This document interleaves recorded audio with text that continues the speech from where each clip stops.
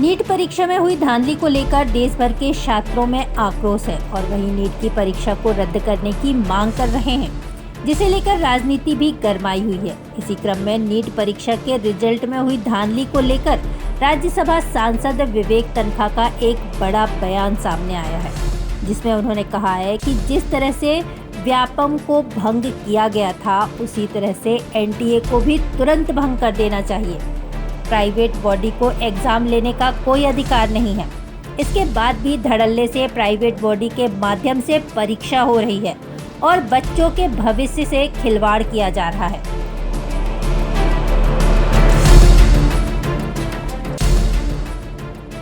साथ ही राज्यसभा सांसद ने नीट के अध्यक्ष की नियुक्ति और अभी तक उसे न हटाने को लेकर भी कई तरह के सवाल खड़े किए हैं। उन्होंने कहा है कि आखिर किस रिक्रूटमेंट अधिकार के तहत प्रदीप जोशी को नीट का अध्यक्ष बनाया गया है।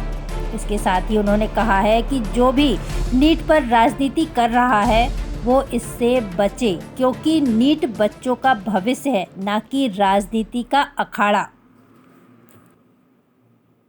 देखिए, नीट जो है राजनीति का विषय नहीं है, ये युवकों के भविष्य का विषय है। मैं इसको राजनीतिक चश्मों से नहीं देखता हूँ।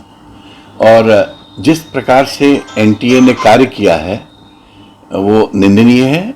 एनटीए को तुरंत भंग कर देना चाहिए। जैसे व्यापम का बोर्ड, जब व्यापम हुआ था तो व्यापम का बोर्ड भंग किया गया था ना, और इसी तरह एनटीए को भंग करना चाहिए। एक प्राइवेट बॉडी कैसे एग्जामिनेशन ले सकती है नीट का? क्या ऑक्सफोर्ड और कैम्ब्रिज यूनिवर्सिटी के एडमिशन्स को प्राइवेट यूनिवर्सिटी लेती है?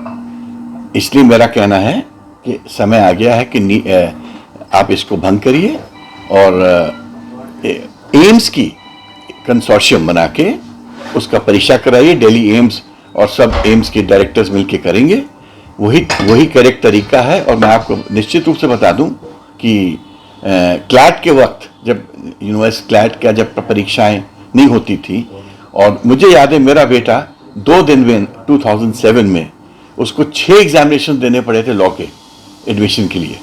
तो मैंने पिटीशन लगवाई थी सुप्रीम कोर्ट में, और सुप्रीम कोर्ट को अनुरोध किया था कि आप एक जॉइंट लॉ का एग्जाम स्टार्ट करिए।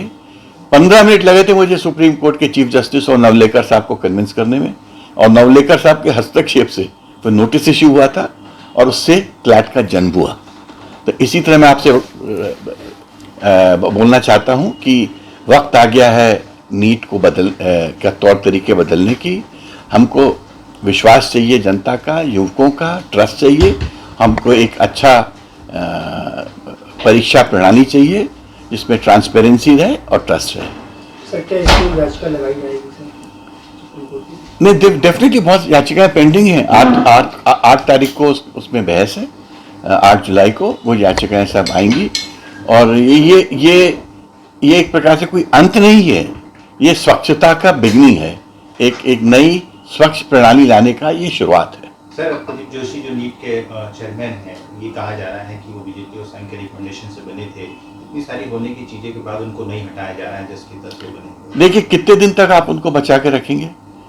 मध्य प्रदेश में थे वो 5 साल एमपीपीएससी के हेड, फिर उनको छत्तीसगढ़ एमपीपीएससी का हेड बनाया गया, फिर उसके बाद उनको यूपीएससी का हेड बनाया गया, फिर उसके बाद उनको एनटीए दे दिया। तो ये क्या तमाशा है?